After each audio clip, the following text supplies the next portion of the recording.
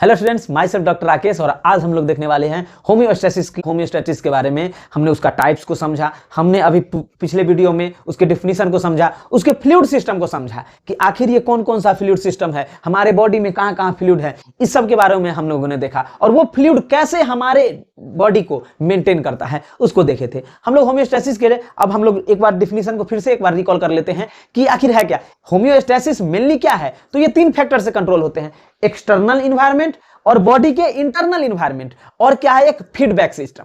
ये तीन सिस्टम ही है जिससे हमारा पूरा होम्योस्टैसिस कंट्रोल होता है। होम्योस्टैसिस जो भी एक्सटर्नल इन्वायरमेंट्स में जो भी चल रहे हैं, जैसे अगर हीट है बाहर में तो शरीर अंदर से कोल्ड प्रोवाइड कराने का कोशिश करेगा ताकि क्या हो कि बाहर से चीजों को और अंदर इंटरनल चीजों का दोनों का जो है, ठीक है ना, फंक्शन इक्वल हो। कैसे हम इस हायर टेम्परेचर में कैसे मेंटेन कर सके शरीर को, जब अभी कोल्ड का सीजन चल रहा है तो अगर इन्वायरमेंट अगर कोल्ड हो गया है तो कैसे हमारा शरीर उस कोल्ड से रिएक्शन करेगा, उस कोल्ड से अपने हमारे शरीर को कैसे बचाएगा, कौन सा फंक्शन करेगा, यही चीजों को मेंटेन करने का काम क्या है, होम्योस्टैसिस का है। अगर बाहर ठंडा है तो हमारे शरीर में थोड़ा सा कितना ठंडा मेंटेन करना चाहिए, बाहरी और इंटरनल। जैसे एक कपड़ा को ही समझते हैं तो ये भी एक होम्योस्टैसिस का मेंटेन करने का ही एक तरह का वर्क है। इसके डिफिनीशन को हम लोग पहले समझते हैं। तो ये क्या है, द बॉडी, होम्योस्टैसिस के बारे में देखेंगे तो the body that show how a number of organ system allow substance to be exchange between the external environment,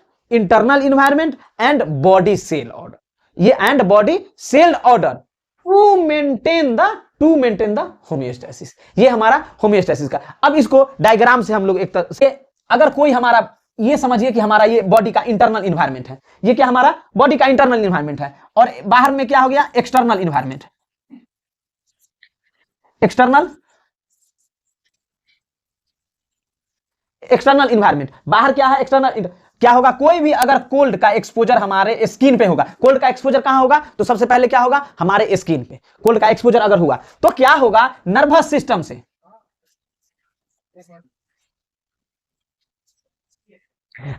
से क्या होगा, इंटरनल हीट का प्रोड्यूस करना शुरू करेगा। जो भी कोल्ड है, अगर ये कोल्ड जितना, अगर बाहर में 5 डिग्री सेल्सियस अगर बाहर में टेम्परेचर हो गया, टेम्परेचर बहुत ज्यादा कम गया, 20 से बिलो हो रहा है, धीरे धीरे 5 पे चला गया। अगर ये बाहर का टेम्परेचर 5 डिग्री है, अगर शरीर के अंदर का टेम्परेचर 5 डिग्री हो जाए तो क्या होगा, सोचिए। इस चीज को जो मेंटेन कर रहा है, ताकि क्या कर रहा है, शरीर से अंदर अगर 26 डिग्री सेल्सियस, ये हमारा रूम टेम्परेचर है 26 और 28 डिग्री, अगर बॉडी टेम्परेचर 36 डिग्री सेल्सियस से अगर बिलो जाना शुरू हो जाए तो क्या होगा, समझिए। एक्सटर्नल इन्वायरमेंट 5 डिग्री सेल्सियस है, इंटरनल इन्वायरमेंट हमारा 35 डिग्री सेल्सियस है। इस चीज को मेंटेन करने को ही हम लोग होम्योस्टैसिस करते हैं। दूसरा चीजों को समझिए, ये तो हमारा हो गया हीट एंड कोल्ड से। दूसरा चीजों को समझिए, ये हमारा मान लेते हैं कि बॉडी है, ठीक है ना, और बॉडी के अंदर क्या है, हमारा नोज से होते हुए 2 होते हैं, ये ट्रैकिया समझ लेते हैं हम लोग, जो कि ट्रैकिया से लंग्स के अंदर क्या होते हैं, 2 अगर लंग्स हैं हमारे, ये क्या होगा, बाहर में क्या है, O2, अंदर में, बाहर तो किससे आएगा, एक्सटर्नल इन्वायरमेंट से। कहां आ रहा है, नोज के थ्रू, कहां, बॉडी के अंदर। कैसे, बॉडी के अंदर, देखें इस चीज को, ये आया कहां, बॉडी के अंदर, क्या आया, O2। अब ये से कहां जाएगा, सर्कुलेशन में, O2 कहां आया, सर्कुलेशन में। अब यहां से जो भी टॉक्सिक सब्सटेंस है, जो भी गैसेस टॉक्सिक सब्सटेंस, जैसे में CO2, क्या देखेंगे, तो ये हमारा CO2।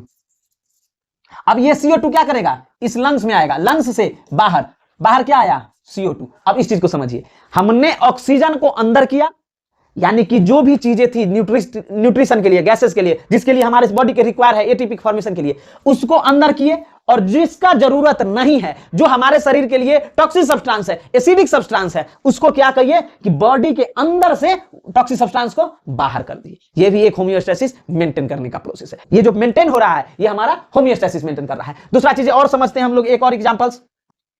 अगर ये हमारा बॉडी का इंटरनल इन्वायरमेंट है, ये हमारा क्या है, बॉडी का अगर इंटरनल इन्वायरमेंट है, तो क्या करते हैं, एक्सटर्नल फूड लेते हैं, कहां से, माउथ से फूड कहां गया, बॉडी के अंदर, स्टमक में, स्टमक से स्मॉल इंटेस्टाइन, उसके बाद लार्ज इंटेस्टाइन से रेक्टम से होते हुए फीकस वेस्ट मटेरियल पास होता है इससे।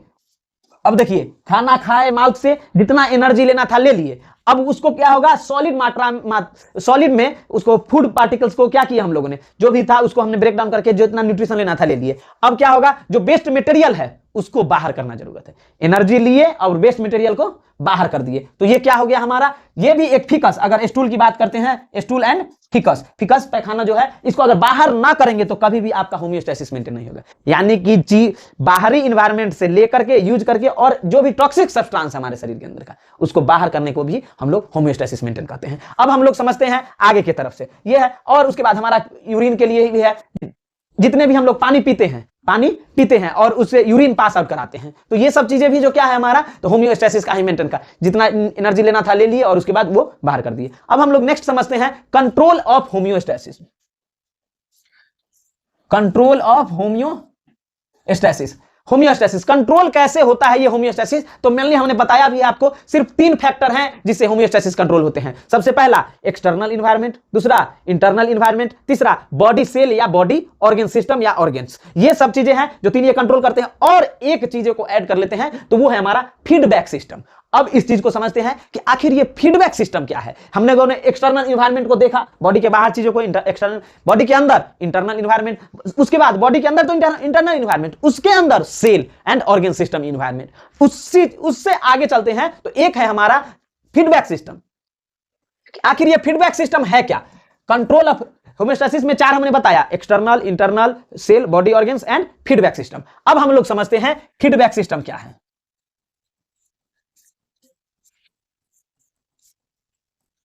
फीडबैक सिस्टम, कोई भी चीजों को समझिए, फीडबैक सिस्टम को जानने के लिए है, फीडबैक सिस्टम मेनली दो चीजें से कंट्रोल होती है। एक, 2 टाइप के होते हैं, positive feedback and negative feedback system, 2 type के होते हैं। अब ये बताना इसलिए यहां पर जरूरत था, तभी आपको फीडबैक सिस्टम समझ में आएगा एग्जैक्टली। तो फीडबैक सिस्टम एक तरह का फीडबैक लूप, समझ रहे हैं ना, वही होता है हमारा फीडबैक सिस्टम भी एक फीडबैक लूप भी है। तो ऐसे आप लिख भी सकते हैं, ए फीडबैक सिस्टम और feedback loop is a cycle of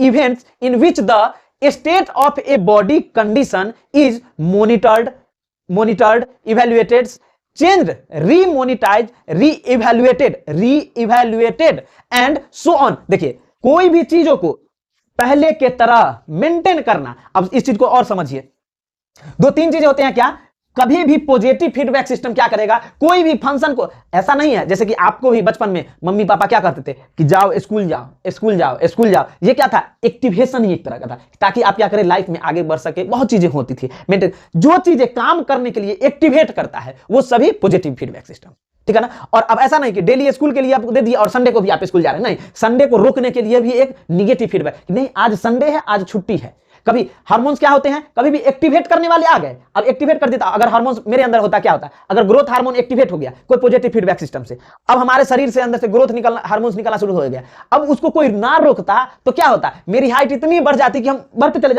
जाते 10 फीट के हो गए, 15 फीट के हो गए, 20 फीट के होते चले जाएंगे। ग्रोथ हार्मोन एक, तो उसको कंट्रोल करने के लिए भी एक निगेटिव फीडबैक सिस्टम चलती है, जो उस ग्रोथ हार्मोन को निकलने से थोड़ा सा क्या करते हैं, रोकते हैं। तो ये हमारा फीडबैक सिस्टम ही कंट्रोल करता है, ये क्या करते हैं, हमारे फीडबैक सिस्टम ही इस चीज को कंट्रोल करते हैं। तो अगर देखेंगे, और हम लोगों ने बताया था आपको कि कोई भी चीजें हमारे सेल के अंदर आना और बाहर जाना, कोई भी चीजें कौन सा कंट्रोल करता है, तो हमारा रिसेप्टर। सेल मेम्ब्रेन, जब हम आपको पढ़ा रहे थे कि हर सेल मेम्ब्रेन पे क्या होता था, हर सेल मेम्ब्रेन पे क्या होती थी, एक ना एक रिसेप्टर होता है कोई भी चीजों का। ऐसी बातें नहीं है कि जैसे देखिए, कोई भी अगर ग्लूकोज आना है तो ये सेल को अगर ग्लूकोज की जरूरत है, किसकी जरूरत है, इसको ग्लूकोज की जरूरत है, इसे ग्रोथ हार्मोन की जरूरत है, जीएच का जरूरत है, इस सेल को प्रोटीन की जरूरत है, इस सेल को हमको अगर देख लेते हैं, इस सेल को अगर O2 की जरूरत है, तो कैसे पता चलेगा। हर चीज के लिए, सेल के अंदर आने के लिए ये जरूरी है। जैसे कि अगर मान लेते हैं इस क्लास में भी 2 गेट है, एक गेट से लड़की लोग आ रही है, एक गेट से लड़का लोग आ रहा है। ऐसा नहीं होता कि एक ही गेट से लड़का भी आ रहा है, लड़की भी आ रहा है, नहीं, ये चीजें रॉन्ग वे है। कोई भी सेल में जाने के लिए एक हर चीज का अपना रिसेप्टर होता है, कि इस गेट से सिर्फ व सिर्फ ग्लूकोज ही जा सकता है, इस गेट से सिर्फ व सिर्फ क्या जाते हैं, तो ऑक्सीजन ही सिर्फ जा सकते हैं, उसके बाद इससे तो ग्रोथ हार्मोन ही सिर्फ जा सकते हैं, इससे तो सिर्फ प्रोटीन। सबके लिए अलग अलग गेट बनाया गया है, समझिए, उसी गेट को क्या बोलते हैं, रिसेप्टर बोलते हैं। तो ये रिसेप्टर भी कंट्रोल किससे होगा, तो पॉजिटिव फीडबैक और निगेटिव फीडबैक सिस्टम से ही। फीडबैक सिस्टम बोलिए, ठीक है, ये चीजों को कंट्रोल करने का काम हमारा फीडबैक सिस्टम का है। ऑक्सीजन वाला गेट खुला, जैसे समझिए ये सेल मेम्ब्रेन का एक स्ट्रक्चर समझिए। अब यहां पर अब सेल को हमको चाहिए ऑक्सीजन, तो ये गेट खुला कि ऑक्सीजन आ गया। अब इसको गेट बंद करने के लिए भी देंगे ना, नहीं तो ऑक्सीजन आते चला जाएगा। तो फिर एक मॉलिक्यूल सब ऑक्सीजन अंदर आया, हमको एक मॉलिक्यूल की जरूरत थी, अब ये गेट बंद। अब हमको ग्लूकोज चाहिए, तो ग्लूकोज के लिए दूसरा दरवाजा खुलेगा। ये खोलने और बंद करने का काम किसका है? तो फीडबैक सिस्टम का। और ये जो खुलता है और बंद होता है, इसी को हम लोग रिसेप्टर बोलते हैं। इसी को क्या बोलते हैं हम लोग? रिसेप्टर। कभी भी देखते हैं ना, कहते नहीं है अब हमको प्रोटीन चाहिए, तो दूसरा बाबा गेट खोल दे, तो बाबा जी गेट खोलेंगे। जो बाबा जो है वो कौन है? रिसेप्टर है। समझिए कि ऑर्डर जो दे रहा है वो फीडबैक सिस्टम, और जो जहां पे दरवाजा खुल रहा है, जहां दरवाजा खुल रहा है, ये है हमारा रिसेप्टर। ये दो चीज, इस चीज को इफेक्ट कौन कर रहा है? तो हमारा फीडबैक सिस्टम। और तीसरा चीज समझते हैं कि इस चीज को बेसिक कंपोनेंट अगर हम लोग देखेंगे तो फीडबैक सिस्टम का, तो एक तो क्या हो गया? रिसेप्टर। दूसरा क्या हो गया? हमारा control system. Without nervous system कोई सिस्टम का कोई वैल्यू नहीं है।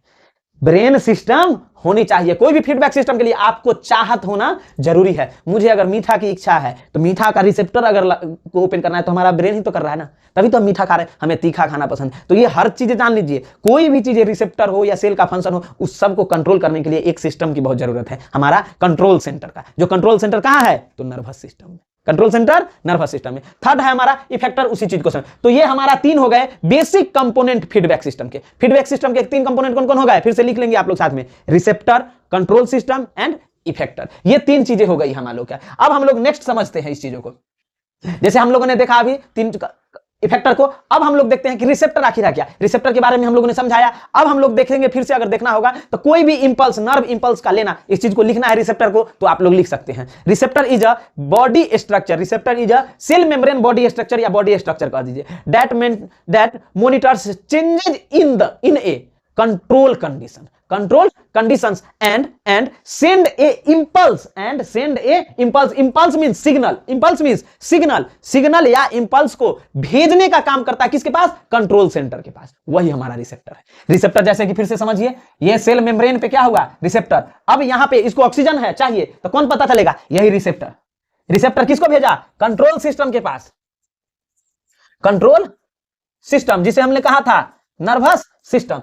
यहां से रिसेप्टर किसको इंपल्स भेजा है? किसको इंपल्स भेजा? कंट्रोल सिस्टम को। ये जो कंट्रोल सिस्टम के पास जो इंपल्स भेजने का काम करता है, ये किसका काम है? तो हमारा रिसेप्टर का। ये एक पाथवे है। ये क्या है? पाथवे है। कौन सा पाथवे? Efferent pathway. कोई चीज को आने के लिए, ठीक है ना, जो पाथवे बनाता है उसे हम लोग कहते हैं receptor. Input the form of nerve impulse और केमिकल सिग्नल देने का काम किसका? तो हमारा रिसेप्टर का। आगे हम लोग समझते हैं कंट्रोल सेंटर को, कि आखिर ये कंट्रोल सेंटर क्या है। तो कंट्रोल सेंटर के बारे में अगर देखा जाए तो ये भी क्या है? बॉडी स्ट्रक्चर है, सच है। ब्रेन सेट्स पॉइंट्स इसमें आगे और भी लिखते चले जाएंगे। Control condition should be monitored and evaluated. Input A signal, कोई भी सिग्नल जो सेल से आ रहा था, सिग्नल कहां पे? कंट्रोल सेंटर पर। किसके पास?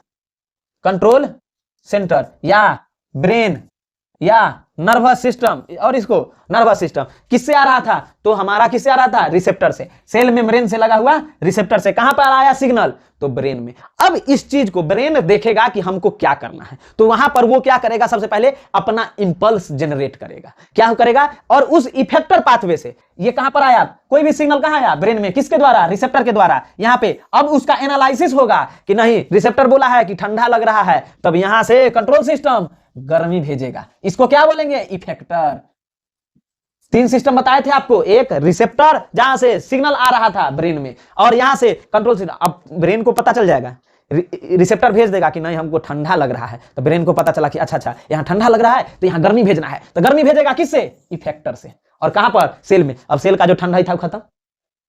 यही है हमारा फीडबैक सिस्टम, और इसी को हम लोग इफेक्टर बोलते हैं। कोई भी इंपल्स सिग्नल को कंट्रोल सिस्टम से सेल के पास लाता है, उसको हम लोग क्या कहते हैं? तो ये इसे हम लोग इफेक्टर बोलते हैं। ये इसको क्या बोलते हैं हम लोग? इफेक्टर बोलते हैं। ठीक है, और समझ गए? Receptor, control system and effector, ये तीन चीजें होती है। बेसिक कंपोनेंट है फीडबैक सिस्टम का। अब हम लोग समझते हैं फीडबैक सिस्टम के टाइप के बारे में। तो फीडबैक सिस्टम कितने टाइप्स के हैं? तो सिर्फ दो टाइप्स के हैं। कौन कौन? पॉजिटिव फीडबैक सिस्टम और दूसरा निगेटिव फीडबैक सिस्टम। अब इस चीज को समझिए कि आखिर ये पॉजिटिव फीडबैक सिस्टम किसको बोलते हैं। पहले भी हम लोगों ने समझाया आपको, कोई भी वर्क को, जैसे कि अब इस चीज को एक और समझ लेते हैं। यहां पर लेते हैं हम लोग ब्रेन के अंदर में, चलिए हम लोगों ने ब्रेन में लिया हाइपोथैलेमस, ठीक है, हाइपोथैलेमस। ब्रेन यहां पर है हमारा पिट्यूटरी ग्लैंड, हमारा पिट्यूटरी ग्लैंड। अब इस चीज को समझिए, यहां से निकला कौन सा हार्मोन?